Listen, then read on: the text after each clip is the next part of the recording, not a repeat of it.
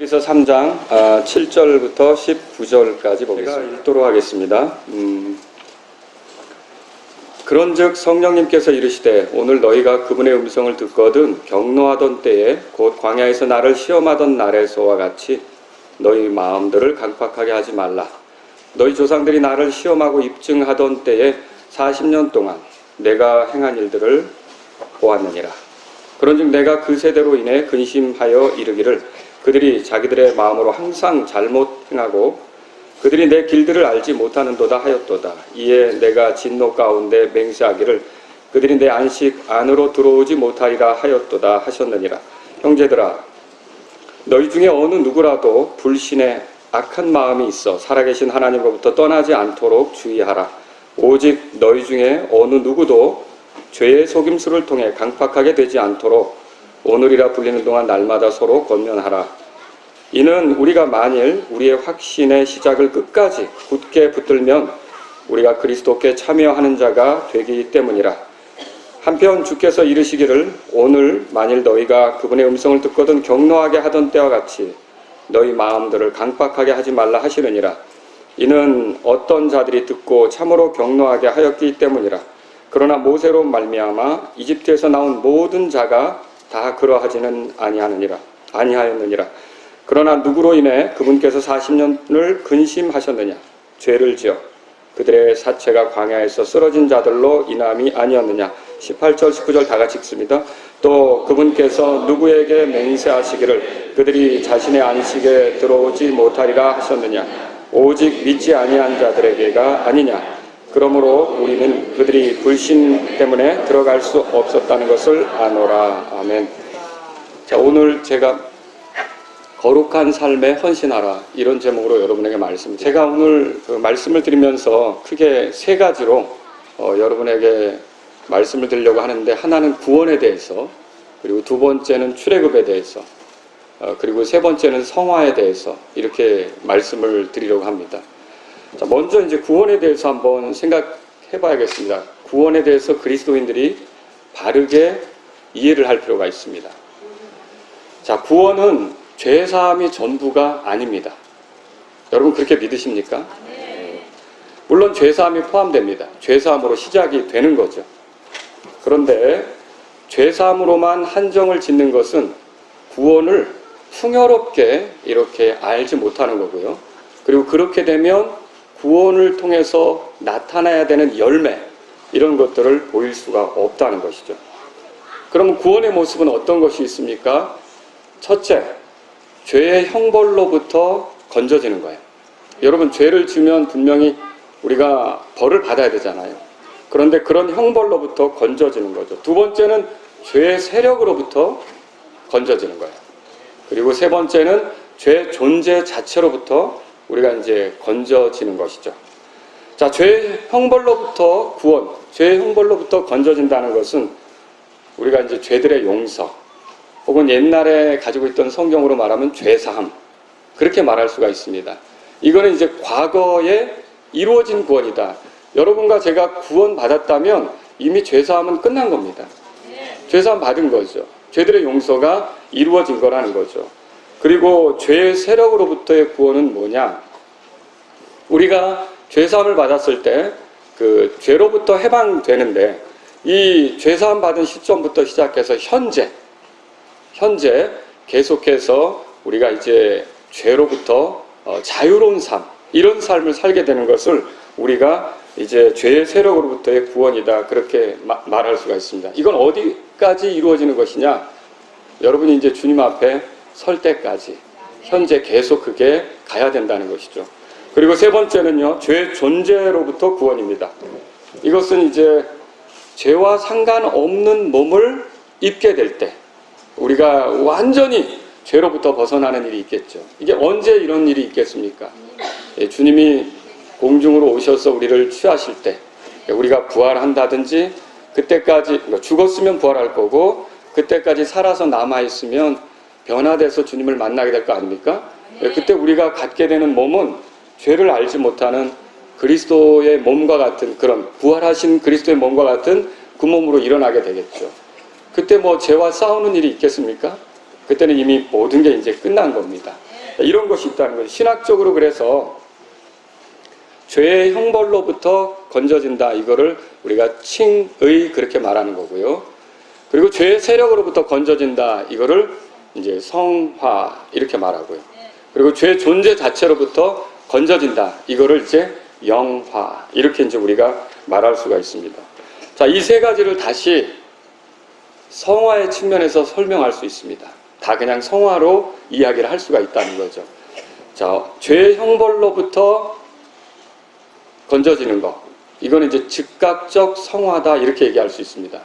그러면 여러분 이렇기 때문에 즉각적 성화가 이루어졌기 때문에 이건 신분상 그렇게 되는 거예요. 우리의 상태를 얘기하는 게 아니고 그래서 우리를 성도 그렇게 부를 수 있습니다. 여러분 성도입니까? 네. 그러면 즉각적 성화에 여러분이 참여한 거죠. 그리고 점진적 성화가 있습니다. 이건 이제 현재 우리가 거룩하게 살아가는 과정에서 나타나는 거죠.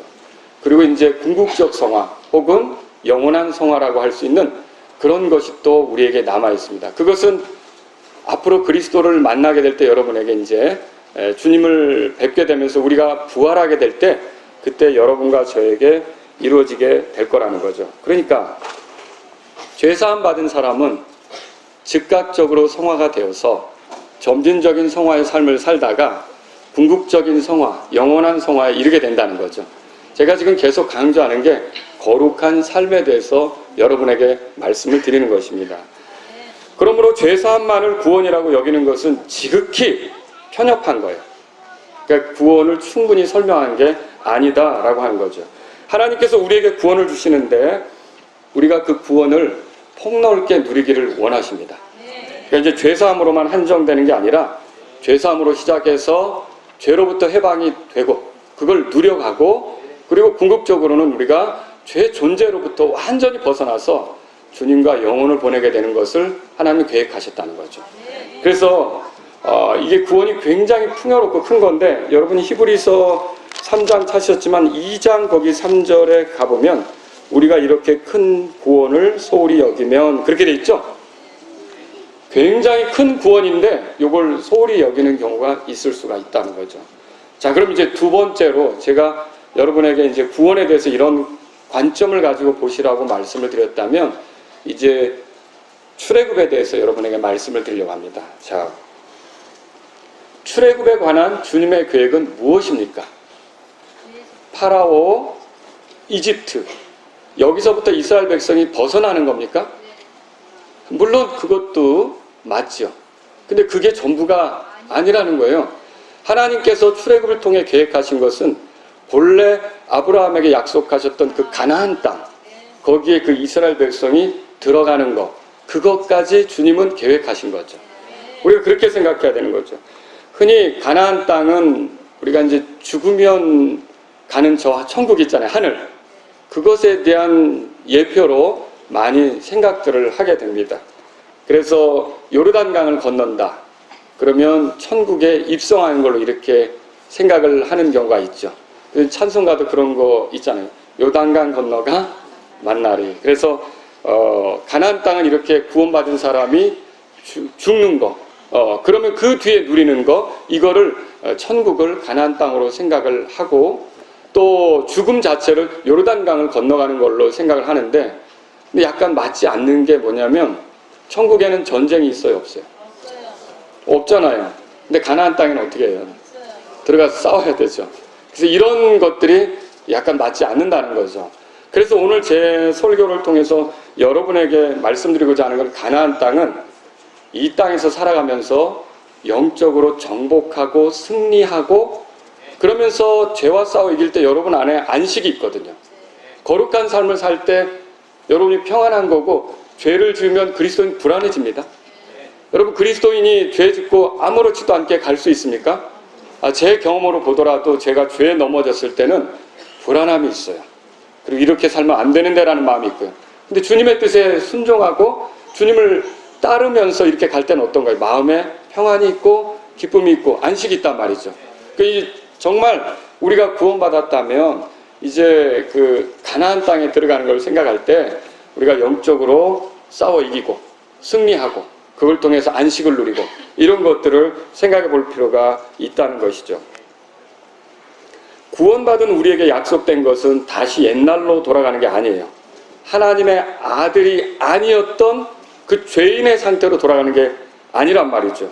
오히려 죄와 싸우면서 승리하는 것, 거룩한 삶을 사는 것, 이걸 주님께서 원하셨다는 것을 기억하시기 바랍니다.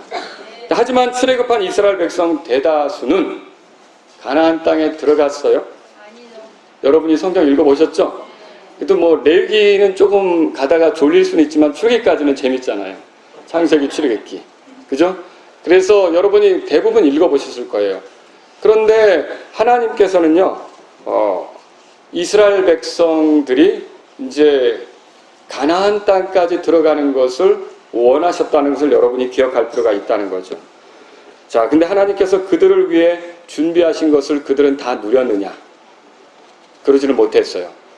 자, 6월절 어린 양의 피를 경험했습니까? 이스라엘 광야에 있는 이스라엘 사람들이 경험했죠. 홍해바다 건너는 걸 경험했습니까? 경험했죠. 그런데 거기 광야 거기까지였어요.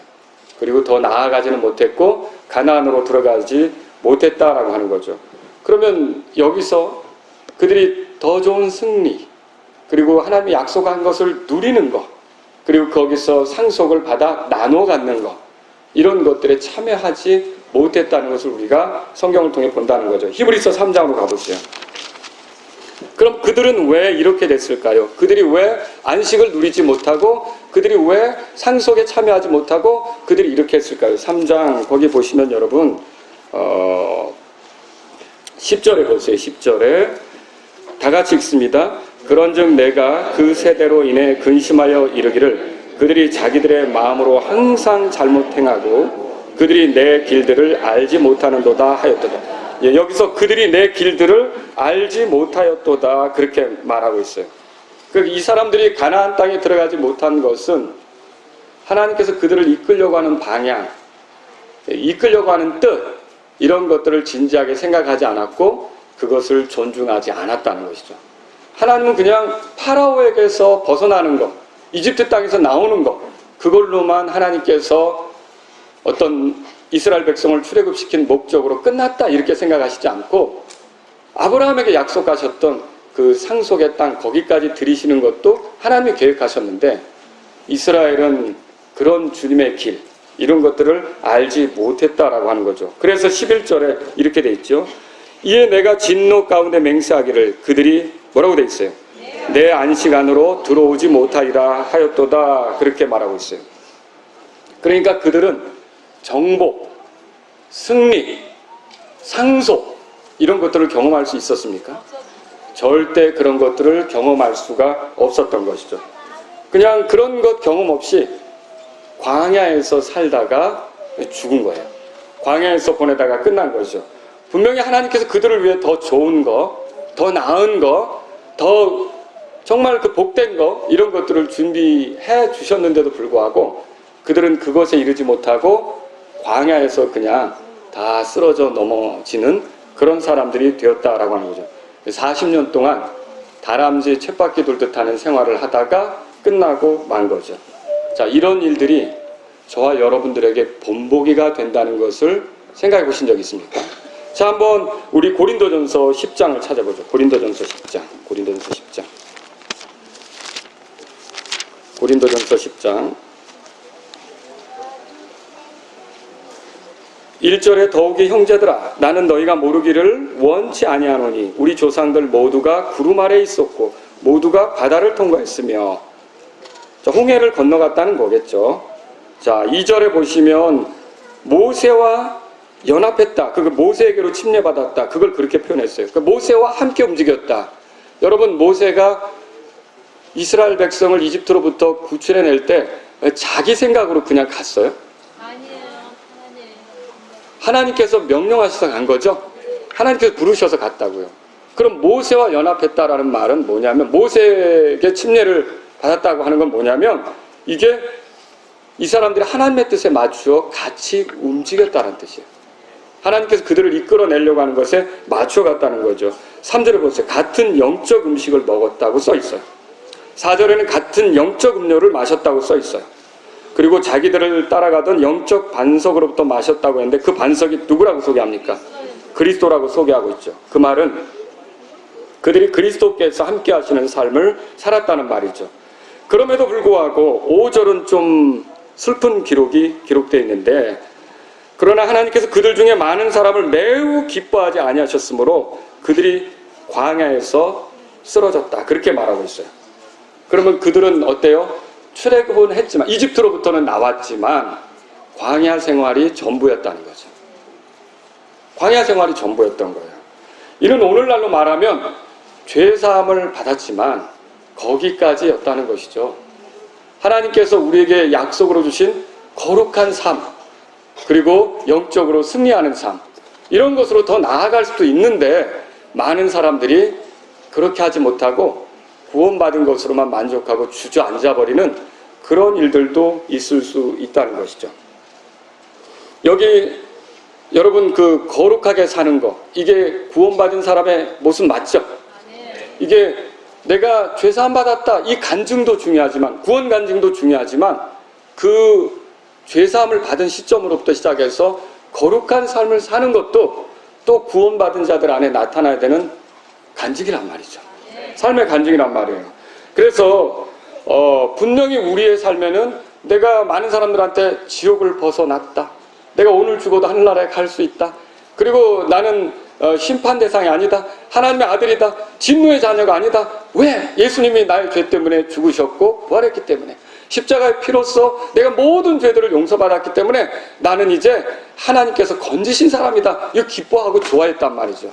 근데 아무리 그렇게 좋아하고 그런 간증을 했어도 거룩한 삶에 대한 이 관심과 열정, 이런 것들이 나오지 않으면서 그 이스라엘 백성이 이집트나 추억하는 것처럼 구원받기 전의 삶, 그 습관, 그런 것들을 끊어버리지 못하고 자꾸만 그쪽으로만 고개를 돌리고 이렇게 한다면 여러분, 광야 생활하다가 끝난 사람들하고 다를 바가 없다는 거죠. 이게 우리에게 본보기라는 거예요. 그래서 바울은 10장 6절에 보세요. 고린도전서 10장 6절에 이제 이 일들은 뭐라고 돼 있어요? 우리의 본보기들로서, 이렇게 기록되고 있어요. 그러니까 이게 구약 시대만 나타난 게 아니라 오늘날 우리가 이 지금 복음을 받아들이고 사는 이 그리스도인의 삶에도 이런 일들이 얼마든지 나타날 수가 있다는 것을 이 말씀을 통해서 경고하는 거죠. 여기 보면 탐한 것 같이, 구약의 사람들이 탐했죠. 탐심이 우상숭배라는 거 알죠? 세상에 대한 탐심, 또 뭐 재물에 대한 탐심, 그리고 재미있는 일들에 대한 탐심, 이런 것들에 빠져서 주님보다 그런 것들에 내 마음 빼앗겨서 갈 수도 있는 거죠. 7절에 보면 그 중에 어떤 자들 같이 너희가 우상숭배자가 되지 말라, 그렇게 말하고 있어요. 그리고 8절에는 행음에 대해서 말하고 있고요. 그리고 여러분 그 밑에 이제 9절에 보면 또 그리스도를 시험하는 것이 나오고 있어요. 여러분, 예수님께서는 우리를 위해 자기 목숨을 내주신 분이세요. 그 십자가에서 피를 흘려주시고 생명을 주셨다는 것은 정말 우리를 사랑하셨다는 거거든요. 그리고 그분이 그렇게 피를 쏟으셨고 우리 죄 때문에 그렇게 하셨다면 우리를 끝까지 구원하시기로 뜻하셨다는 거예요. 근데 우리가 그분에 의해서 끝까지 구원받는 거, 그 영원한 생명을 얻는 것 자체가 끝까지 구원받는 거 아닙니까? 근데 그게 너무 귀한 일이긴 한데, 이런 그 그리스도께서 우리에게 베푸시는 이런 은혜, 불쌍히 여기는 거, 우리가 넘어졌어도 계속 이끌어 주려고 하는 거 있잖아요. 이런 것들을 조롱하는 삶을 살 수도 있다는 거죠. 하나님께서 우리를 불쌍히 여기서 계속 이끌어 주시려고 하는데, 성령님을 통해, 말씀을 통해 이끌어 주려고 하는데도 계속 그것에 대해서 조롱하는 삶을 살려고 할 수도 있다는 거죠. 그 그리스도를 시험하는 거죠. 이 이스라엘 백성은 그렇게 하다가 넘어졌다는 거예요. 광야에서 다 죽임당했다는 거죠. 이게 오늘날 우리에게도 본보기가 된다. 여러분, 우리가 긍휼을 얼마나 귀하게 생각합니까? 하나님의 긍휼을. 아침마다 새로운 긍휼 아닙니까? 우리가 넘어졌어도 거기서 우리를 포기하시지 않고 다시 기회를 주시려고 하고 이끌어 주시려고 하고 다시 이렇게 세워주시려고 하고, 이런 하나님의 긍휼을 노래하는 거 아닙니까? 근데 이런 긍휼을 노래하면서 그 긍휼을 조롱하는 삶을 살 수도 있다는 거죠. 하나님께서는 언제까지나 오래 참으시지. 하나님께서는 나에게 관대하시지. 하나님께서는 나에게 긍휼하시지. 그러면서 내 멋대로 가는 거. 조금만 더 있다 가지. 조금만 더. 여러분, 이게 그리스도를 시험하는 것과 같다는 거죠. 오늘날도 우리가 잘못하면 그런 식의 삶에 빠질 수가 있다는 거죠. 그리고 10절에 보세요. 투덜거림이란 말이 나와요.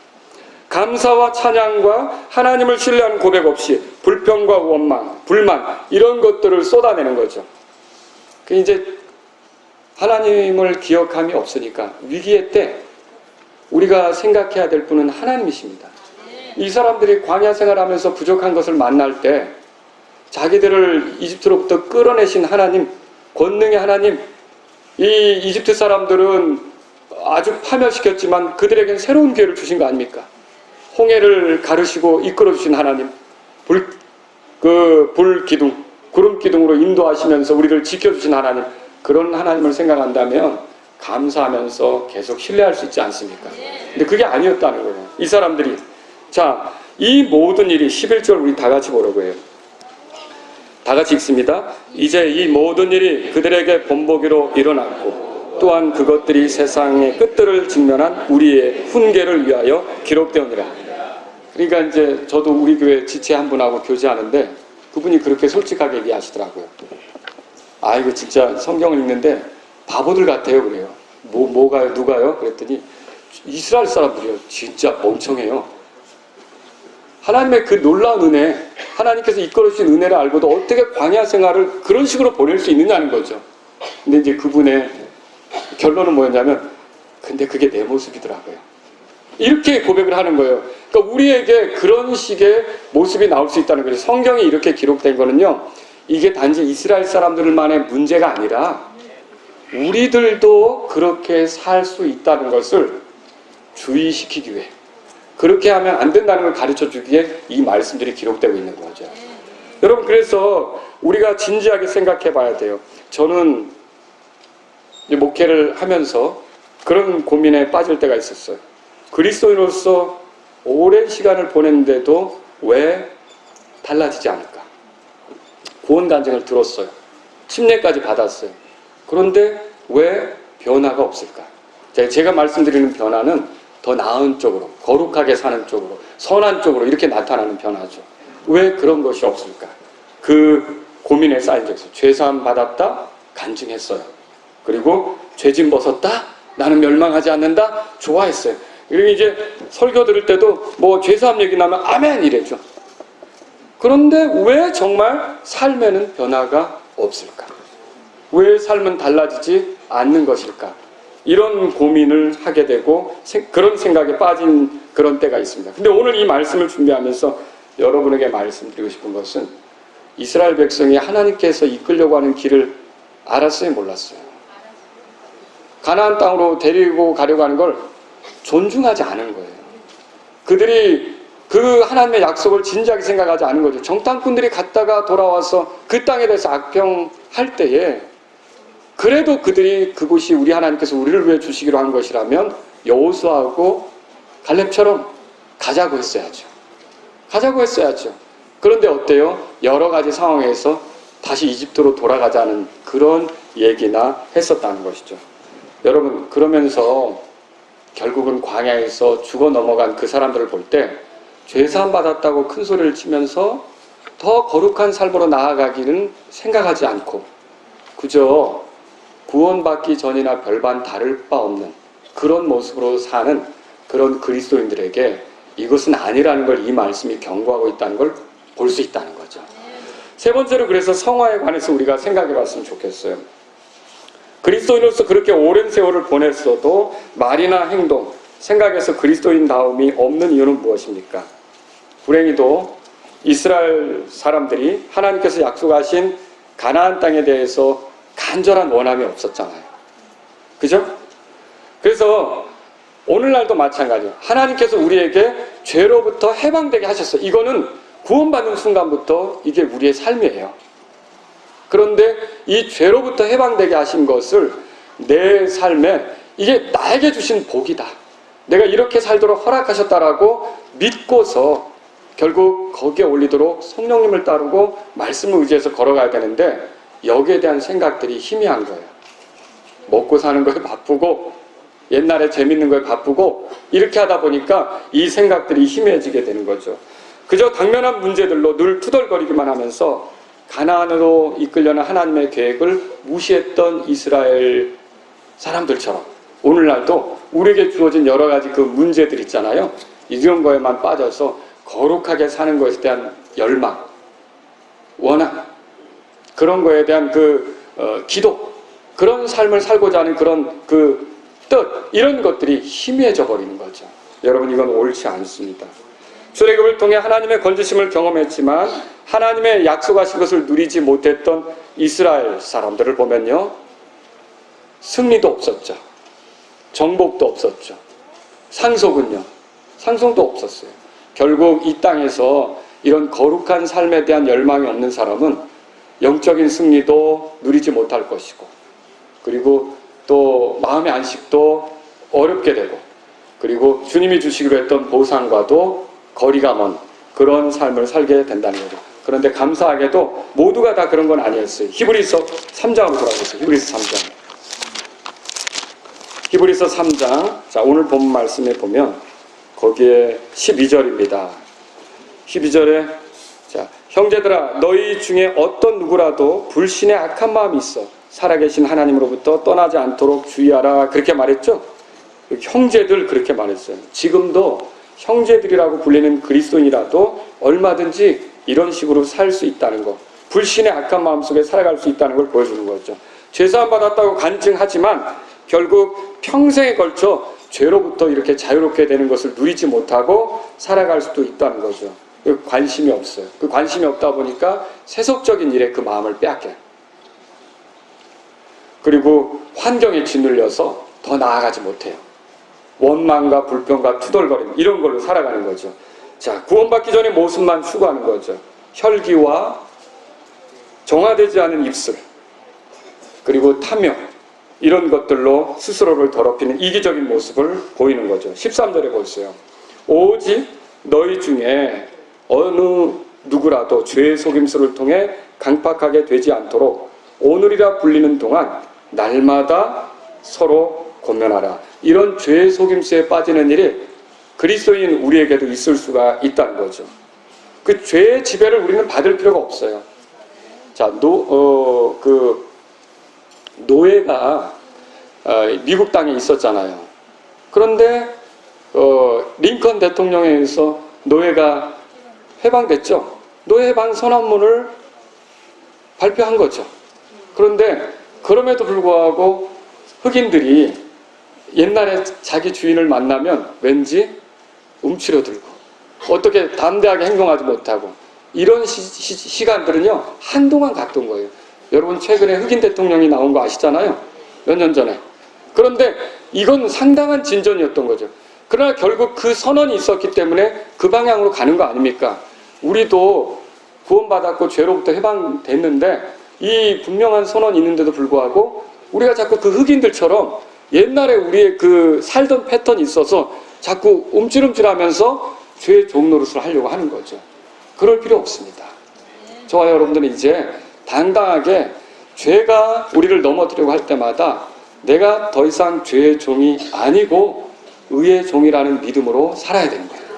내가 하나님을 기쁘게 하기 위해 있는 것이지 죄를 따라 섬기려고 있는 것이 아니라는 걸 알아야 되는 거죠. 옛날에 그렇게 했던 것들, 이제는 그게 옛날 일이고 과거로 충분하고 더 내가 그렇게 살 필요가 없다는 걸 알고 살아가야 된다는 것이죠. 여기 그래서 오늘이라 부르는 동안 날마다 서로 권면하라, 그렇게 말하고 있어요. 우리가 구원받았다면 우리는 구원받는 순간 즉각적인 성화가 이루어져서 이제 성도라고 부른다 그랬잖아요.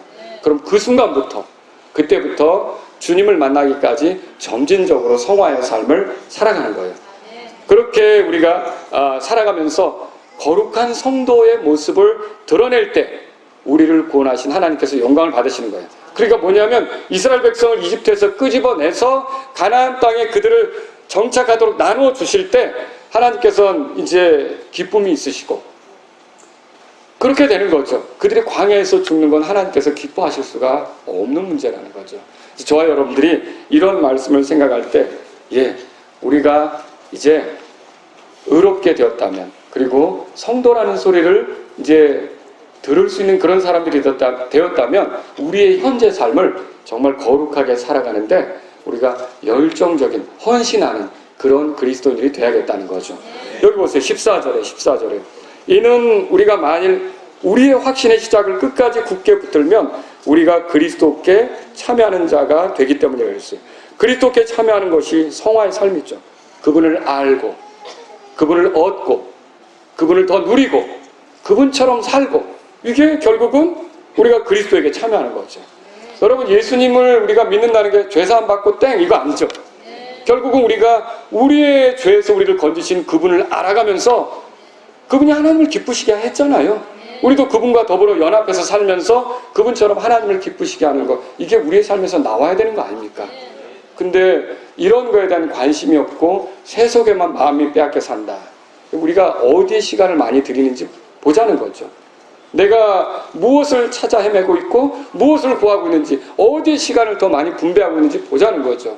정말 내 마음속에 주님께서 나를 구원하셨기 때문에 거기에 어울리게 거룩한 삶을 살고자 하는지, 여러분 그때 주님이 기뻐하신다는 걸 생각하셔야 되는 거예요. 자, 히브리서 기록자의 말을 보십시오. 여기 보니까 15절 16절에 한편 주께서 이르시기를 오늘 만일 너희가 그분의 음성을 듣거든 경노하던 때와 같이 너희 마음들을 강팍하게 하지 말라 하시느니라. 이는 어떤 자들이 듣고 참으로 경노하게 하였기 때문이라. 그러나 모세로 말미암아 이집트에서 나온 모두가 다 그러하지는 아니하느니라. 많은 사람들이 이런 삶을 살지는 못했지만 그래도 있었어요. 그러니까 가나안으로 들어가는 사람들이 있었다는 거죠. 하나님의 약속에 참여하는 사람들이 있었다는 거죠. 전쟁하면서 승리하는 사람들이 있었다는 거죠. 하나님이 주시기로 한 것을 누리는 사람들이 있었다는 거죠.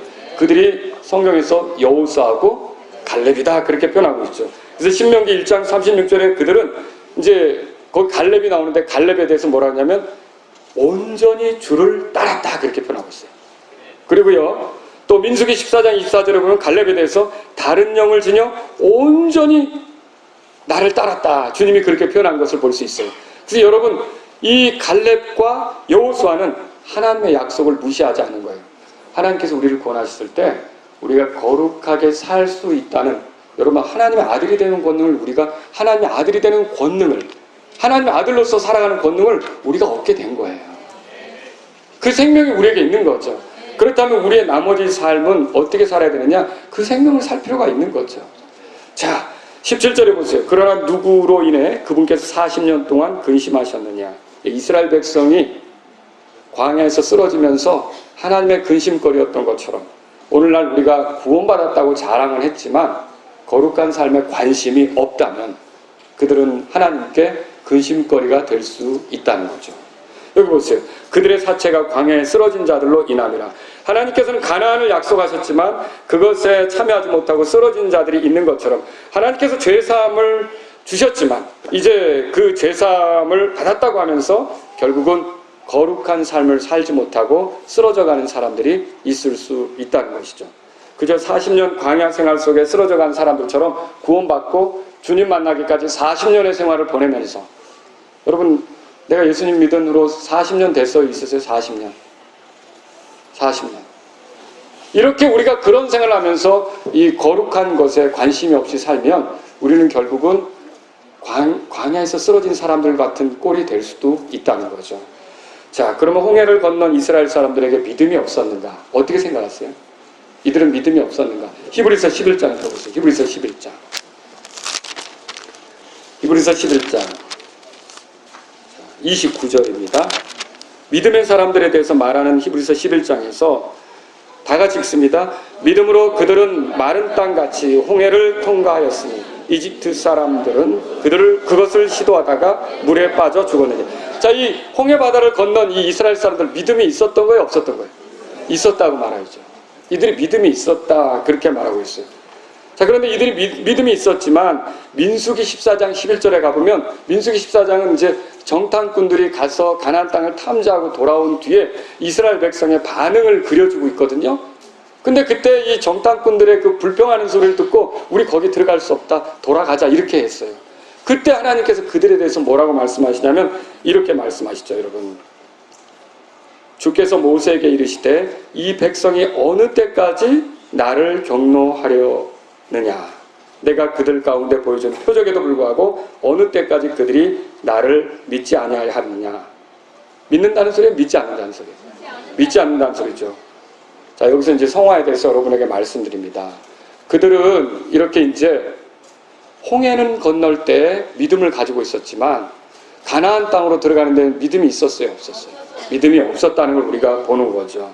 이처럼 오늘날도요, 십자가의 표적을 믿고 구원을 받았지만 구원받은 이유, 그러니까 즉각적 성화 이유, 성도라고 불려지지만 거룩한 삶에 관심이 없어서 점진적 성화를 누리지 못하는 그런 사람들도 나타날 수 있다는 것이죠. 자, 하나님께서 우리에게 주시려고 하는 걸 무시하는 것과 같은 꼴이에요. 그런 건 광야에서 쓰러져 죽은 자들이 본보기가 되듯이 이 점진적 성화에 관심이 없는 사람들, 날마다의 삶 속에서 거룩하게 사는 것에 관심이 없는 사람들, 그리고 나는 그렇게 살 수 없다고 생각하고, 여러분, 우리 힘으로 안 돼요. 그래서 성령님이 우리 안에 들어오신 거고 그리스도가 우리 안에 있는 거 아닙니까? 나를 강하게 하시는 그리스도를 통해 내가 할 수 있도록 그리스도가 나와 더불어 사시도록 내 주인으로서 내 안에 들어오신 거 아닙니까? 내가 그분을 따르면 되는 거죠. 그런데 그렇지 않은 경우들이 있다는 겁니다. 여러분 19절 보세요. 히브리서 다시 돌아가서 3장 19절에 그러므로 우리는 뭐라고 되어 있죠? 우리는 그들이 불신 때문에 들어갈 수 없었다는 것을 아노라 그랬어요. 그리고 이제 18절에는 믿지 아니한 자들이라고 소개하고 있고요. 18절에는 그리고 안식에 들어가지 못했다 이렇게 말하고 있어요. 십자가 사건을 통해 죄들을 용서받는다는 것을 믿듯이 우리가 날마다의 삶 속에서 내가 그리스도와 함께 이미 죽었잖아요. 그리스도와 함께 죽었다는 믿음으로도 살아가야 된다는 거죠. 갈라디아서 2장 20절에 여러분 내가 그리스도와 함께 십자가 못 박혔으나 그럼에도 불구하고 내가 사노라. 그러나 내가 아니요 다만 그리스도께서 내 안에 사시는 것이며 내가 지금 육체 안에 사는 삶은 나를 사랑하사 나를 위해 자신을 주신 하나님의 아들의 믿음으로 사는 것이라. 여러분 우리가 십자가에서 예수님께서 피 흘려서 내 죄를 다 처리해 주셨다고 믿는 것처럼 내가 그분을 믿을 때 그분과 연합해서 그분과 하나가 되어서 그분의 죽음이 내 죽음이 되었고 내가 그분과 함께 이미 죽었다는 믿음으로 날마다 살아가는 것이 필요하다는 거죠. 그럴 때 우리가 거룩한 삶을 살 수 있는 거예요. 그런데 그렇지 않고 어때요? 내 자신을 계속 드러내려고 하고 내 원함만 드러내려고 하고 거룩한 삶에 관심이 없다면 여러분과 저는 광야에서 쓰러진 사람들하고 다를 바 없는 모습을 보이게 된다는 것이죠. 말씀을 정리해보죠. 여러분과 제가 거룩하게 살고자 한다면 하나님을 기쁘게 하는 삶을 살고자 한다면 여러분 그게 창조 목적이죠? 예, 그런 삶을 살고자 한다면 무엇보다 필요한 건 먼저 구원받는 거예요. 구원받지 못하면 이게 불가능합니다.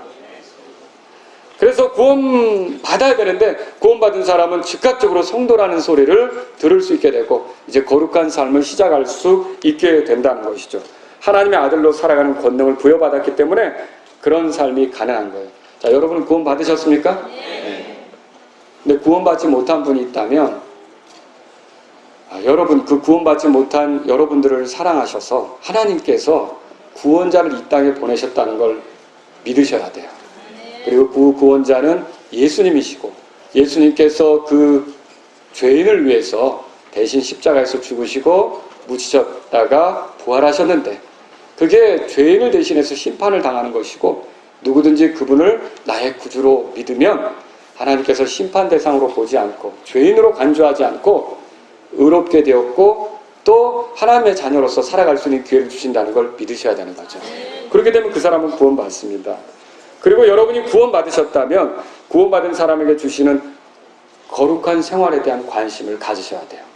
하나님 말씀이 뭐라고 말하는지 읽어보시고 그게 내가 할 수 없죠. 그렇지만 주님이 나를 그런 삶으로 이끄신다면 내가 그리스도와 함께 죽었고 이제 주님만 드러나기를 원합니다. 내가 주님을 더 알기를 원합니다. 이런 삶으로 나아가야 된다는 거죠. 그러니까 여러분 출애굽의 목적은 단지 홍해바다를 건너고 끝나는 겁니까? 아니었죠. 가나안 땅으로 들어가는 것까지였어요. 하나님의 약속을 누리는 것이었어요. 그것처럼 구원의 목적은 단지 죄사함 받고 끝나는 겁니까? 아니죠. 그건 시작이에요.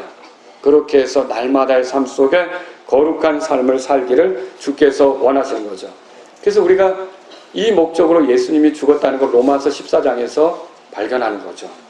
자, 이런 삶에 이제 거룩한 삶에 헌신하는 것이 자신을 살아있는 희생물로 하나님께 드리는 것이 되는 거예요. 여러분, 헌신이 뭐예요? 몸과 마음을 바쳐 힘을 다하는 거죠. 우리의 나머지 삶을 어떻게 살아야겠어요? 우리의 나머지 삶은 이제 하나님의 말씀에 맞게, 내가 주님이 나를 구원으로 인도하셨다면 거기에 어울리게 거룩한 삶을 살아가야겠다라고 하는 그런 간절한 열망으로 이제 내가 그리스도와 함께 죽었다는 믿음으로 말씀에 순종하면서 가는 것이 필요하다는 거죠. 여러분, 말씀에 순종하는 것이 우리에게 필요한 거예요. 그래서 그분이 원하신다면 내가 기꺼이 두려워하지 않고 한 걸음 한 걸음 발을 옮길 때, 여러분 보세요. 가나안 땅에 들어간 사람들이 어떻게 하는가? 그들이 발을 내딛는 대로 그들의 영토가 된다고 했거든요. 여러분 그거 읽어보셨죠? 가만히 있으면 안 되는 거예요. 주님의 명령을 받들어서 한 발 한 발 움직여 나갈 때 그들이 그 땅을 차지하며 승리를 경험하고 정복하는 기쁨을 누리며 안식을 누리게 되는 것처럼 저와 여러분들이 이렇게 하나님 말씀을 하나하나 내 삶으로 순종해 가면서 안식을 누리고 승리를 경험하고 하나님께 영광을 돌리게 되는 걸 믿으시기 바랍니다. 그래서 그것에 헌신해야 된다는 거죠. 우리가 살아있는 희생물로서 우리를 구원하신 하나님께 기쁨이 되기를 바란다면 주여 나를 구원하셨사오니 거기에 어울리게 거룩한 삶을 살기를 원합니다. 이런 마음이 저와 여러분들에 있어서 그런 삶으로 나아갈 수 있기를 바랍니다. 그게 하나님께 영광이 될 거라는 거죠. 자, 우리 이 시간 말씀을 여러분이 들으셨는데 잠깐 좀 기도하는 시간을 가졌으면 좋겠습니다. 하나님 아버지, 저를 구원받게 해주셔서 감사합니다. 죄에서 건져주시고 죄사함 받게 해주신 것 감사합니다. 그렇다면 내 나머지 삶은 거룩한 삶을 살다가 주님을 만나게 하여 주옵소서. 언제 오실지 모르는 주님 앞에 하나님의 말씀에 순종하며 사는 삶을 살다가 한 걸음 한 걸음 순종하는 삶을 살다가 주님을 만날 수 있게 하여 주옵소서. 자, 이런 분이 있다면 이 시간 주님께 기도하십시오. 그리고 여러분 가운데 하나님, 내가 너무나 이 죄사함 받은 것만 기뻐하고 육신적으로 살았습니다. 세속적으로 살았습니다. 하나님의 뜻과는 거리가 있게 살았습니다. 하지만 제가 오늘 이 순간 마음을 돌이켜서 여호수아와 갈렙처럼 하나님의 약속에 참여하는 거룩한 삶을 살게 하신 그 약속에 참여하는 사람으로 살기를 원합니다. 내 삶을 이끌어 주시고 나는 이미 그리스도와 함께 죽었으니 이제 주님만 드러나는 삶으로 이끌어 주옵소서. 이런 분이 있다면 이 시간 여러분들이 지금 피아노가 연주되는 동안 자유롭게 하나님께 도움을 요청하시고 구하실 수 있기를 바랍니다. 기도하는 시간이 되겠습니다.